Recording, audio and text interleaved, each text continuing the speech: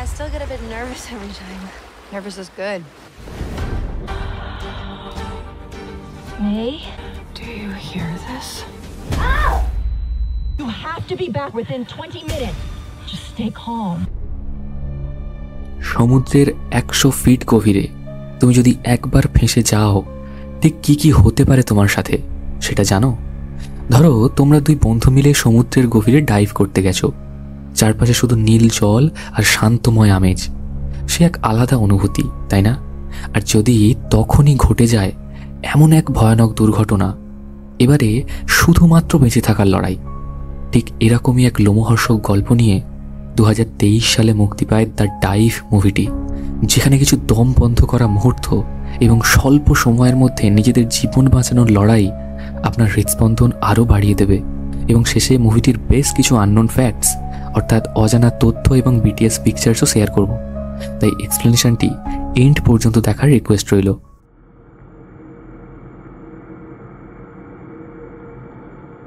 এক নির্জন সমুদ্র তট, পাহাড়ি কিনারা ধরে ছুটে চলেছে একটি লাল রঙের গাড়ি। গাড়ির মধ্যে রয়েছে মে এবং ড্রু, আর গাড়ির মধ্যে একটা গানও চলতে শুনি। একটু বাদেই মে বলে, এই গানটা আমার একদম পছন্দ না। ড্রু বলে, এটা তো ক্লাসিক সং, তোমার কিভাবে অপছন্দ হতে পারে? তারপর তারা দুজনেই সেই গানটা লিপসিং করতে করতে যেতে থাকে। একটু বাদেই মে জিজ্ঞাসা করে, তোমার কাজ কেমন চলছে? এখনও কি সেই ট্রাভেল ম্যাগাজিনে কাজ করো? ড্রু বলে, ওটা তো আগের বছরেই বন্ধ হয়ে গেছে। তাতে কি, আমি অন্য কোনো কাজ ঠিকই খুঁজে নেব। ড্রু জিজ্ঞাসা করে, তুমি বলো, তোমার ডিকম্প্রেশন চেম্বারের কাজ কেমন চলছে? ওখানে কি কোনো হ্যান্ডসাম ছেলে খুঁজে পেলে? মেয়ে বলে, না, আমার কথা ছাড়ো, তুমি বলো, এখন থাকছো কার সাথে? তাদের কথাবার্তা শুনে বোঝা যাচ্ছিল যে তারা আপন বোন হলেও কোনো কারণে এখন আলাদা থাকে। ড্রু উত্তর দেয়, আপাতত আমি মায়ের সঙ্গেই থাকি। পরবর্তী দৃশ্যে দেখা যায় তাদের গাড়িটা একদম একটা নির্জন সমুদ্র তটে এসে থামে। এরপর তারা দুজন তাদের ডাইভিংয়ের সরঞ্জাম নিয়ে সমুদ্রের দিকে নামতে থাকে এবং যেখান থেকে তারা ডাইভিং শুরু করবে সেই স্থানে এসে পৌঁছায়। আচ্ছা, এখানে একটা কথা বলি, সমুদ্রের ডাইভিং সম্পর্কে জ্ঞান যেহেতু বেশি মেয়ের, তাই সে নিজেই সমস্ত সরঞ্জাম প্রস্তুত করছিল এবং ড্রু কাছেই বসেছিল এবং একটু স্ন্যাক্স খাচ্ছিল। একসময় ড্রু মেয়ের সেই ডাইভিং সরঞ্জাম দেখে বলে, এত ফ্যান্সি, এ তো প্রচুর দাম। মেয়ে তখন বলে, হ্যাঁ, এটা আমার brand new dive pack QR4 ইন্টারকমের সঙ্গে। তখন ড্রু বলে, তুমি তোমার সরঞ্জামকে এত বেশি ভালোবাসো, আমার তো মনে হয় তোমার স্বপ্নেও এরা আসে, তাই না? এবং দুজনে হাসতে থাকে। এবার এক্সট্রা অক্সিজেন এবং বাকি সরঞ্জাম একটি পাথরের তলায় লুকিয়ে রেখে তারা ডাইভ করার জন্য সমুদ্রের ধারে চলে আসে। সমুদ্রে ঝাঁপ দেওয়ার আগে ড্রু বলে, আমার এখনও কেমন জানি সমুদ্রে নামার আগে একটু নার্ভাস লাগে, সাথে একটু এক্সাইটমেন্টও হয়।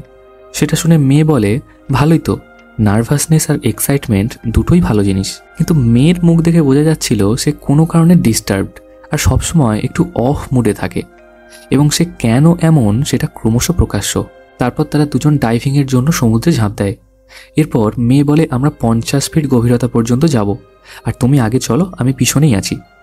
ড্রু তো ভীষণ এক্সাইটেড, কিন্তু মেয়ে, যেমনটা আগে বললাম, সে বরাবর একটু অফ মুডের মানুষ। আসলে তারা দুজনেই ছোটবেলা থেকে ডাইভিং করে, তাই তারা ডাইভিংয়ের শুরুতেই সেই শৈশবের মতো মজা নিতে নিতে গভীরে যেতে থাকে। এরপর আমরা দেখি তারা জলের তলায় এক বিশাল গুহার সামনে এসে পৌঁছায় এবং তার মধ্যে দিয়েই তারা ডাইভিং শুরু করে। একটু পরে ড্রু বলে যে এটা তো দারুণ জায়গা, এই গুহার মধ্যে প্রবেশ করার দরজা নিশ্চয়ই আশেপাশেই কোথাও আছে। মেয়ে বলে, ঠিক আছে, তুমিও লক্ষ্য রাখো আর আমিও চারিদিকটা দেখছি। এবার আমরা দেখি ওই গুহার একদম ছোট্ট একটা ফাঁকা জায়গা থেকে তারা ভিতরে প্রবেশ করে এবং মেয়ে বলে, আমরা এখন 20 ফিট গভীরতায় আছি, ডাইভিং করার জন্য এটাও বেশ উপযুক্ত জায়গা। এরপর তারা দেখতে পায় গুহার ওপরের দিকটা উঁচু হওয়ার কারণে সমুদ্রের গভীরতার ভিতরেও কিছুটা ফাঁকা শ্বাস নেওয়ার মতন জায়গা আছে। তাই তারা ভাবে সেখানে উঠে দেখবে যে শ্বাস নেওয়া আদেও যায় কিনা। কিন্তু মেয়ে বলে, দীর্ঘদিন হাওয়াটা ভিতরে আটকে থাকার কারণে তা বিষাক্ত হতে পারে। তাই তারা প্রথমে নিজেদের অক্সিজেন ট্যাঙ্ক থেকে কিছুটা অক্সিজেন ছেড়ে হাওয়াটা বিশুদ্ধ করে নেয়। এবার দুজনেই ফাঁকা স্থানে উঠে এসে নিজেদের ফেস মাস্ক খুলে ফেলে। ড্রু বলে, আমরা তো সত্যিই এখানে নিঃশ্বাস নিতে পারছি, বিশ্বাসই হচ্ছে না যে আমরা এখন সমুদ্রের 20 ফিট গভীরতায় রয়েছি। একটু বাদে ড্রু মেয়েকে জিজ্ঞাসা করে, আমি প্রত্যেকবার তোমাকে নিজে থেকে অ্যাপ্রোচ করি এই সমস্ত ট্রিপগুলোতে আসার জন্য, কিন্তু আমি ঠিক বুঝতে পারি না যে তুমি সত্যিই আমার সাথে এনজয় করো কিনা। মেয়ে বলে, নিশ্চয়ই নিশ্চয়ই আমার ভালো লাগে, কিন্তু তার মুখ দেখেই বোঝা যাচ্ছিল যে সে সত্যি একদম বলছে না। চোখে চোখ পড়ার পর ড্রু জিজ্ঞাসা করে, তুমি সত্যিই ঠিক আছো তো? তখন মেয়ে বলে, আমায় ক্ষমা করো যদি আমি তোমার সঙ্গে ঠিকমতো সময় দিতে না পারি। ড্রু বলে, তুমি আমাদের ছেড়ে চলে যাওয়ার পর আমি ভীষণ একা হয়ে গিয়েছিলাম। মেয়ে কিছুক্ষণ স্তব্ধ হয়ে তাকিয়ে থাকে, কিন্তু কোনো উত্তর দেয় না। এরপর সে তার ডাইভিং মাস্কটি পরে সেখান থেকে চলে আসে এবং ড্রুও সেখান থেকে বেরিয়ে আসে। এবার মেয়ে আর কোনো কথা না বলে সাঁতরে বেশ খানিকটা এগিয়ে যায় এবং এক গভীর খাতের ভিতর দিয়ে নিচের দিকে যেতে থাকে। ড্রু বারবার পেছন থেকে ডাকে, দাঁড়াও, আমি কি কিছু ভুল বলে ফেললাম? তার জন্য সরি, আমার কথা কি তুমি শুনতে পাচ্ছ? কিন্তু মেয়ে কোনো উত্তর দেয় না। স্বাভাবিকভাবেই ড্রু তাতে একটু চিন্তিত হয়ে যায়। সে ভাবে আমাদের ইন্টারকমের কানেকশনটা কেটে গেল কিনা।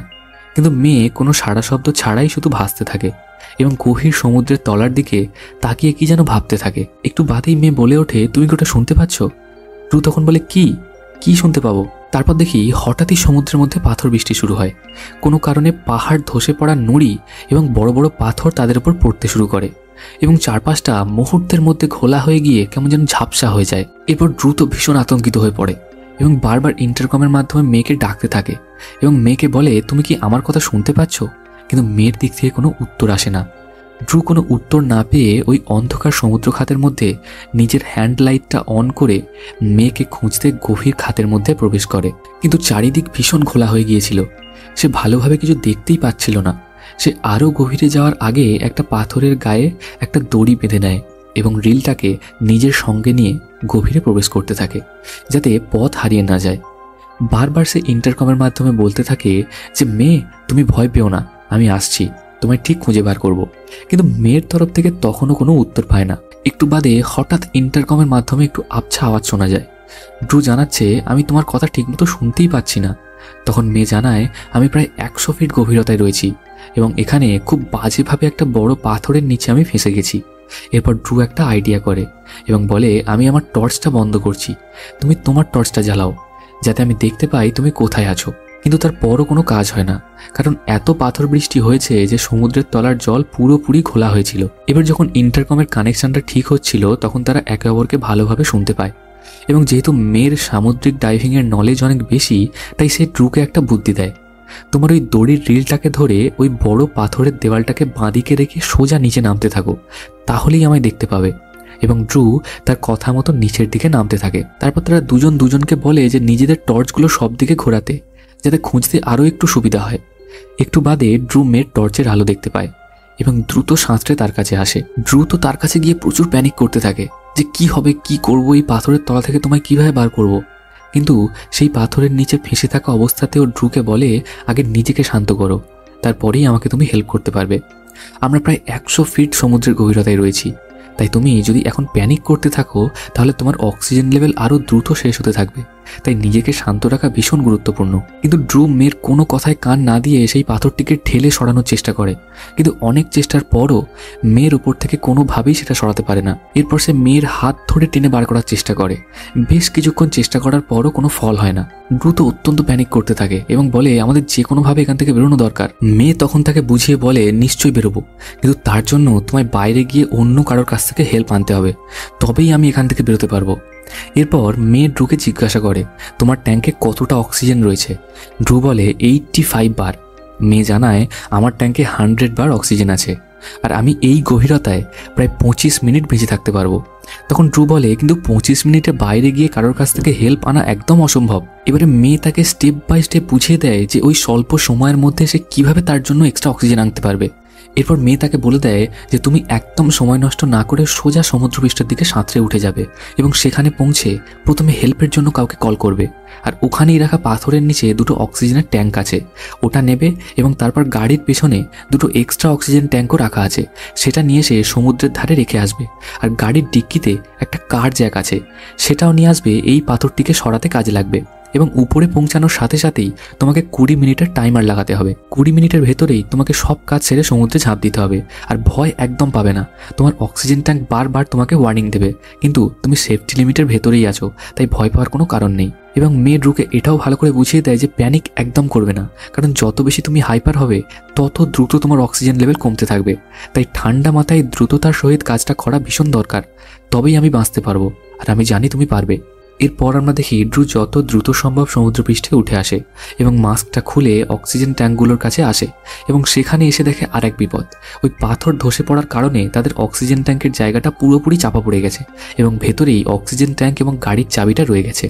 এদিকে আমরা দেখি সমুদ্রের তলায় মেয়ে নিজেকে শান্ত রাখার চেষ্টা করছে যাতে তার অক্সিজেন কিছুটা হলেও কম খরচ হয়, কিন্তু আমরা দেখি বারবার তার শৈশবের মেমোরি তার মনে পড়ছে। সেখানেই আমরা বুঝতে পারি মেয়ে এবং ড্রু শৈশবে তার বাবার সঙ্গে আন্ডার ওয়াটার ড্রাইভিং প্র্যাকটিস করছে, কিন্তু সে বারবার চেষ্টা করে কোনো কিছু না ভাবার এবং উপরের দিকে তাকিয়ে দেখতে থাকে যে ড্রু আসছে কিনা। এদিকে ড্রু সমুদ্রের তীরে রাখা সেই ট্যাঙ্কগুলো বের করতে না পেরে দৌড়ে চলে যায় গাড়ির ভেতরে রাখা এক্সট্রা দুটো অক্সিজেনের ট্যাঙ্ক আনতে। এদিকে গাড়ির চাবিটা তো সেই পাথরের নিচেই ফেঁসে আছে, তাই সে সেখান থেকে একটা পাথর ছুঁড়ে গাড়ির কাঁচ ভেঙে দরজা খোলে এবং অক্সিজেন ট্যাঙ্ক দুটো টেনে বাইরে বার করে আনে। এবারে নিতে হবে কার্জ্যাক সেই পাথরটাকে টেনে সরানোর জন্য, কিন্তু গাড়ির চাবি তো নেই, সে ডিক্কিটাও খুলতে পারছে না। সেই জন্য সে তৎক্ষণাৎ একটা বুদ্ধি করে, তার জুতোর মধ্যে একটা ছোট্ট ছুরি ছিল, সেটা দিয়ে সে ব্যাকসিটটাকে কেটে সেই কার্জ্যাকটা বের করার চেষ্টা করে, কিন্তু শত চেষ্টার পরেও কোনো ফল হয় না। এরপর সে দ্রুত অক্সিজেন সিলিন্ডার দুটো নিয়ে সমুদ্রের দিকে দৌড়ে চলে আসে এবং হঠাৎই এক স্টিমার দেখতে পায়। সে হেল্পের জন্য প্রচুর চেষ্টা করে, অনেক চিৎকার করে, কিন্তু স্টিমার কোনো রেসপন্স করে না। এরপর দ্রুত সেই অক্সিজেন ট্যাঙ্কটা নিয়ে সমুদ্রে নামে এবং সেই স্টিমারটিকে বারবার হেল্পের জন্য চেষ্টা করতে থাকে। এরই মধ্যে হঠাৎ সেই অক্সিজেন ট্যাঙ্কটি তার হাত থেকে ছেড়ে সমুদ্রের গভীরে পড়ে যায়। এদিকে মেয়ে অধীর আগ্রহে অপেক্ষা করছে কখন ড্রু অক্সিজেন ট্যাঙ্কটা নিয়ে তার কাছে আসবে। ইতিমধ্যেই আমরা দেখি মেয়ের অক্সিজেন ট্যাঙ্ক একদম লো হয়ে গেছে, মানে তার ট্যাঙ্কে আর অক্সিজেন নেই। সে তৎক্ষণাৎ তার মুখ থেকে অক্সিজেনের মাস্কটি খুলে ফেলে এবং কোনো প্রকারে তার শ্বাস আটকে অপেক্ষা করতে থাকে। কিছুক্ষণ বাদে ড্রু ফাইনালি তার কাছে এসে উপস্থিত হয় এবং তার মুখে অক্সিজেন দেয়। এরপর ড্রু জানায় নিচে আসার সময় ওই এক্সট্রা অক্সিজেন ট্যাঙ্কটা আমার হাত থেকে নিচে পড়ে যায়, তাই সেটাই আমায় আনতে যেতে হবে। আমার অক্সিজেন ট্যাঙ্কটা আমি তোমার কাছে রেখে যাচ্ছি, আমি অক্সিজেন ছাড়াই ফ্রি ডাইভিং করে ওই হারিয়ে যাওয়া ট্যাঙ্কটা খুঁজে আনবো, নর্মাল হাফ মাস্ক পরে। শুধু তুমি তোমার পাইপ কানেক্টেড অক্সিজেনটা রেডি রেখো, আমি বারবার এসে শ্বাস নিয়ে যাব। এরপর ড্রু বেশ খানিকক্ষণ ভালো করে শ্বাস নিয়ে ওই ট্যাঙ্কটা খুঁজতে চলে আসে। এদিকে মেয়ে দেখে যে অক্সিজেন ট্যাঙ্কটা ড্রু পড়েছিল সেটাতে একটা ছোট্ট ছিদ্র হয়ে গেছে এবং সেখান থেকে অক্সিজেন বেরোতে শুরু করেছে। অপরদিকে আমরা দেখি ড্রু বেশ খানিকক্ষণ খোঁজার পর অক্সিজেন ট্যাঙ্কটা দেখতে পায় এবং দ্রুত সেটিকে নিয়ে মেয়ের কাছে আসতে থাকে।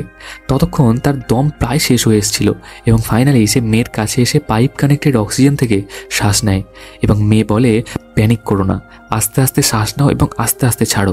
এরপর তারা নতুন অক্সিজেন ট্যাঙ্কটা জোড়া লাগিয়ে নিজেদের ফেস মাস্ক পরে নেয়। এরপর মেয়ে জিজ্ঞাসা করে, তুমি কাউকে হেল্পের জন্য ফোন করনি? ড্রু বলে, পাথর ধসে পড়ার কারণে আমাদের ফোন, অক্সিজেন ট্যাঙ্ক এবং গাড়ির চাবি সবটাই তার নিচে ফেঁসে আছে, আমি কিছুই করতে পারিনি, আর গাড়ি থেকে কার্জ্যাকটাও আনতে পারিনি, কারণ চাবি ছাড়া তো ডিকি খোলা একদম অসম্ভব। মেয়ে তখন বলে, কিন্তু কার্জ্যাক ছাড়া তো আমি এখান থেকে কোনোভাবেই বেরোতে পারবো না, তাই যে করেই হোক তোমাকে ওই কার্জ্যাকটা আনতেই হবে। আর এটাও বলে দেয় যে তোমার অক্সিজেন ট্যাঙ্কের পাইপটা ফুটো হয়ে গেছে, আপাতত কোনো অসুবিধা নেই, কিন্তু ওটা যদি পরে বড় হয়ে ফেটে যায় তাহলেই বিপদ, তাই ওপরে গিয়ে আগে অক্সিজেন ট্যাঙ্কটা সারিয়ে নেবে, তারপর গাড়ি থেকে কার্জ্যাকটা নিয়ে তাড়াতাড়ি চলে আসবে। ড্রু উপরে উঠে নিজের ফেস মাস্কটা খুলে দেখে তার নাক থেকে ব্লিডিং হচ্ছে অতিরিক্ত চাপের কারণে, এবং এটাও চেক করে যে অক্সিজেনের ট্যাঙ্কের কোথায় লিক হচ্ছে। তারপর সে দ্রুত দৌড়ে গাড়ির কাছে চলে আসে কার্জ্যাকটা নিতে, কিন্তু শত চেষ্টা করেও সে গাড়ির ডিক্কি খুলতে পারে না। এরপর সে চারপাশটা দেখতে থাকে যে কোথাও কোনো বাড়ি ঘরোয়া মানুষজন দেখতে পাওয়া যাচ্ছে কিনা, কিন্তু সে কিছুই দেখতে পায় না এবং আবারও দৌড়ে গাড়ির কাছে চলে আসে। এদিকে সমুদ্রের গভীরে আবারও মেয়ে তার শৈশবের কথা মনে করছে এবং তার বাবার সঙ্গে কাটানো সময়গুলোতে তারা দুই বোন ভীষণ খুশি। অন্যদিকে ড্রুকে আমরা দেখি সেই গাড়ির দরজা কোনো রকমে খুলতে না পারায় আর কোনো উপায় না পেয়ে সে গাড়িটাকে ধাক্কা দিয়ে পাহাড় থেকে নিচে ফেলে দেয় এবং ফাইনালি নিচে এসে গাড়ির ডিক্কি খুলে দেখে সেখানে কোনো কার্জ্যাক নেই, বরং শুধু একটা টায়ার ফিক্স করার আঠা পড়ে আছে। এরপর সে আরও হতাশ হয়ে পড়ে, সে আশেপাশে কোনো মানুষজনকেও হেল্পের জন্য ডাকতে পারেনি, ফোনটাও আটকে পড়েছে পাথরের তলায়। এরপর সে কোনো উপায় না পেয়ে সেখানেই বসে বসে কাঁদতে শুরু করে। তবে ড্রু আর বেশি দেরি না করে হাতের সামনে পড়ে থাকা একটা বাঁশের টুকরো নেয় এবং কোনো প্রকারে সেই টায়ার ফিক্সিং গ্লু দিয়ে তার অক্সিজেন ট্যাঙ্কের পাইপটা সারায় এবং দ্রুত সে মেয়ের কাছে চলে আসে। এসে দেখে মেয়ে ভুল বকছে, সে বলে, আমি সমুদ্রের তলায় কিছু একটা যেন দেখলাম। এবার ড্রু তাকে বোঝায়, নিজেকে সামলাও মেয়ে, এটা নাইট্রোজেন নার্কোসিসের প্রভাবে হচ্ছে, নিজেকে সামলাও। এবার সেই বাঁশের টুকরোটা দিয়ে ড্রু সেই পাথরটা মেয়ের ওপর থেকে সরানোর চেষ্টা করে, কিন্তু একটু বাদেই সেই বাঁশের টুকরোটা ভেঙে যায় এবং তাদের সব চেষ্টা বিফলে যায়। এবার ড্রু মেয়েকে জিজ্ঞাসা করে, এখন আমি কি করব?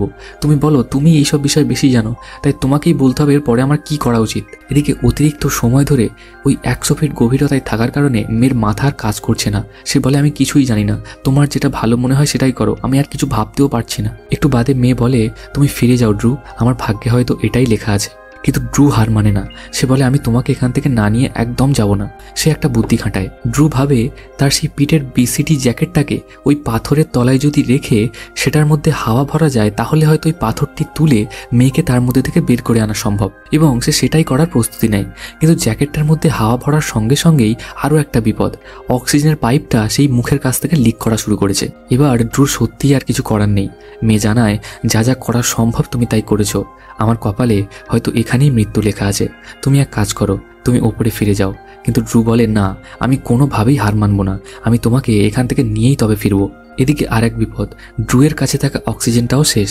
তাই সে নিজের বডি ওয়েটটা খুলে রেখে হাফ মাস্ক পরেই সেই 100 ফিট গভীরতা থেকে সমুদ্রপৃষ্ঠের ওপরে সাঁতরে উঠে আসতে থাকে, যাতে কোনো রকমভাবে শেষ চেষ্টা করেও মেয়েকে বাঁচাতে পারে। উপরে উঠে আসার পর আমরা দেখতে পাই ড্রুর নাক থেকে ব্লিডিং হয়েই চলেছে এবং সে দুর্বল হয়ে সেখানেই শুয়ে পড়ে এবং ঝাপসা চোখে তার বাবার এক ঝলক প্রতিচ্ছবি সে দেখতে পায়, যদিও সেটা তার মনের ভুল ছিল। এদিকে গভীর সমুদ্রে মেয়ে আবারও তার শৈশবের কথা মনে করে।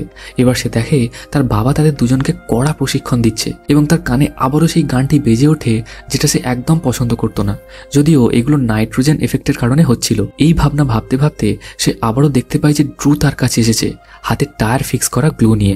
মেয়ের কাছে এসে সে প্রথমে তার বডি ওয়েটটা বেঁধে নেয় এবং সেই আঠাটা দিয়ে অক্সিজেন লিক হওয়া জায়গাটা সারায় এবং আবারও সেই ব্যাগটির মধ্যে অক্সিজেন দিতে থাকে। ব্যাগটি অক্সিজেনে ফুলে যাওয়ার কারণে পাথরটি একটু উপরে উঠতে থাকে এবং ড্রুও মেয়েকে টেনে বার করার প্রচেষ্টা করতে থাকে। ফাইনালি মেয়েকে কোনো মতে সেই পাথরের তলা থেকে বের করে আনে। এদিকে ড্রু 100 ফিট গভীরতায় পর্যাপ্ত অক্সিজেনের অভাবে একটু অসুস্থ হয়ে পড়ে, কারণ সে আগে থেকেই ব্লিডিং করছিল। এরপর মেয়ে তাকে সঙ্গে নিয়ে সমুদ্রপৃষ্ঠের ওপরের দিকে উঠে আসতে শুরু করে, কিন্তু কিছু দূর আসার পর মেয়ে বুঝতে পারে তার অক্সিজেন ট্যাঙ্কে অক্সিজেন প্রায় শেষের দিকে। তাই তারা বুদ্ধি করে আবারও সেই গুহায় ঢুকে পড়ে যেখানে তারা প্রথমে শ্বাস নিতে ঢুকেছিল, এবং সেখানে এসে অক্সিজেন ট্যাঙ্কে যেটুকু অক্সিজেন ছিল সেটা গুহার মধ্যে ছেড়ে দেয়। গুহার মধ্যে ঢুকে মেয়ে বলে, ড্রু তুমি এখানেই অপেক্ষা করো এবং যে ট্যাঙ্কটা অতিরিক্ত নিচে পড়ে আছে সেটা আমি গিয়ে নিয়ে আসি বলে সে সেটা আনতে চলে যায়। কিন্তু কিছুক্ষণ বাদে গুহায় থাকা পর্যাপ্ত অক্সিজেন শেষ হয়ে যায় এবং ড্রু সারা শরীর কাঁপতে কাঁপতে সেখানেই দম ছেড়ে দেয় এবং জলে ভাসতে থাকে। এদিকে মেয়ে সেই অক্সিজেন ট্যাঙ্কটা কুড়িয়ে নিয়ে আসে, সেটা থেকে অক্সিজেন কোনো মতে তার মুখ থেকে মেরে মেরে বার করে ফেলে এবং উপরে উঠে এসে দেখে ড্রু হয়তো আর বেঁচে নেই। এবারে সে জোরে জোরে ড্রুয়ের বুকে আঘাত করতে থাকে যাতে কোনোভাবে এসে আবারও তার শ্বাস নিতে শুরু করে। দীর্ঘক্ষণ চেষ্টা করার পর ড্রু আবারও শ্বাস নেয়, কিন্তু তার অবস্থা ততক্ষণে অনেকটাই খারাপ হয়ে গেছে। এবার মেয়ে ড্রুকে সান্ত্বনা দিয়ে বলে, আমাদের কিচ্ছু হবে না, আমরা ঠিক বেঁচে যাব, শুধু আমাদের কিছুক্ষণ এখানে অপেক্ষা করতে হবে যাতে আমাদের শ্বাস প্রশ্বাসটা একটু স্বাভাবিক হয়। এবং একটু আবেগের সঙ্গে বলে, পরের বছরের ট্রিপটা কিন্তু আমিই ঠিক করব। এবং ফাইনালি তারা দুজন ভীষণ কষ্টসাধ্য অবস্থায় সমুদ্রপৃষ্ঠের উপরে উঠে আসে এবং এখানেই এই গল্পটির সমাপ্তি ঘটে। মেয়ে কেন সবসময় আপসেট থাকতো সেটা সিনেমায় পরিষ্কারভাবে না বললেও আমরা অনুমান করতে পারি যে তার বাবা আন্ডার ওয়াটার ডাইভিংয়ের সময় কোনো দুর্ঘটনাক্রমে মারা গিয়েছিল এবং সেই আফসোস থেকেই সে নিজেকে দোষী মনে করত এবং সেই কারণেই সারাক্ষণ মন মরা হয়ে থাকতো। এবারে আসুন জেনে নিই এই সিনেমারই কিছু আননোন ফ্যাক্টস।